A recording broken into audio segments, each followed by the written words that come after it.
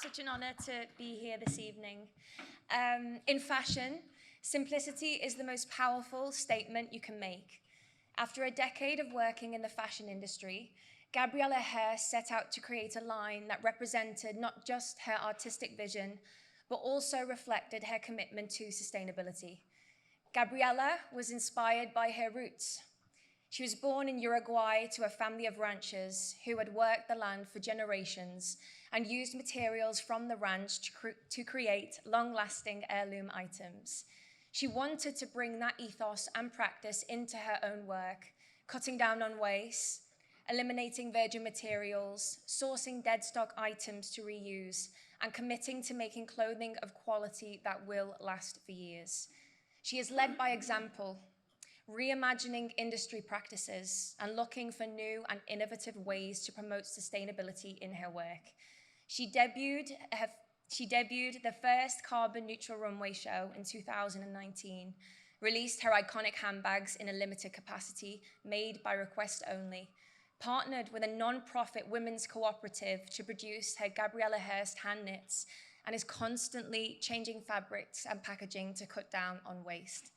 Nothing exemplifies her devotion to these ideals more than the effort she put into opening her flagship store in Manhattan, choosing to build with non-synthetic, non-chemical-based materials and recycling 90% of the material waste from construction. Gabriela Hearst has revolutionized the fashion industry by keeping things simple, and I am so honored to be here recognizing her tonight. Please welcome the 2024 Time Earth Award honoree, the incomparable Gabriela Hearst.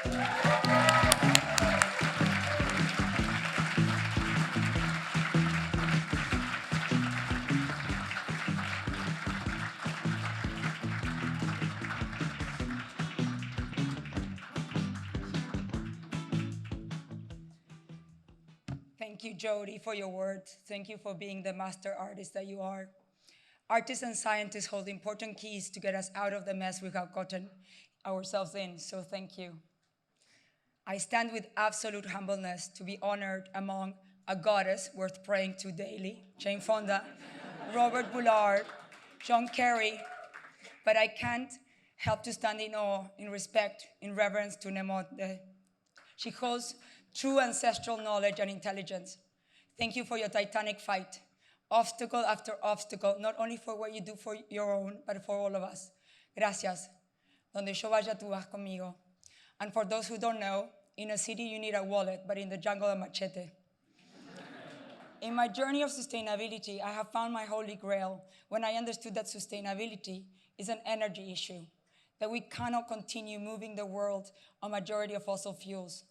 We have destabilized our atmospheres, have warmed and acidified our oceans. We simply wouldn't be here in this room if it wasn't for the oceans. They have subsidized the global economy. I go to work every day thinking of those living between our tropics. They have done the least to the damage and paying the highest price. 110 million refugees in 2023, half of them children.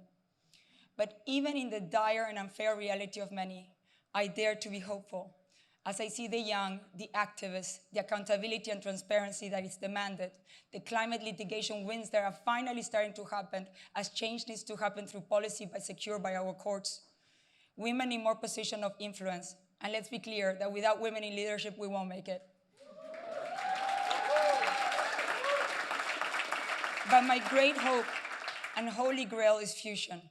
I have hope that we can transition our dependency on fossil fuels, that in the puzzle of carbon-free energies such as intermittent ones, hydrogen, nuclear, I have tremendous excitement for the possibility of fusion, the energy that powers the universe. Every time I am among the scientists and physicists in the community, visiting their facilities, I'm energized to tell people, don't just take the last hopeless drink at the bar. Let's take care and conserve, regenerate what we have, as there are brilliant young brains that are giving themselves to the climate cause, such as my friend Alex and Brandon here tonight, and the dedication of the whole fusion community. While not yet to be commercialized, with enough resources, as we don't have time, and more public knowledge, we can hope to soon have a clean, abundant energy that is uranium-free. And as Alec told me, it's too important to not try. No one does this work for recognition, but for a sense of duty that sits strong within us. So, as just a catalyst, one of many that are woken to their reality. Thank you for this recognition. I will empower my team and I to do more. So thank you.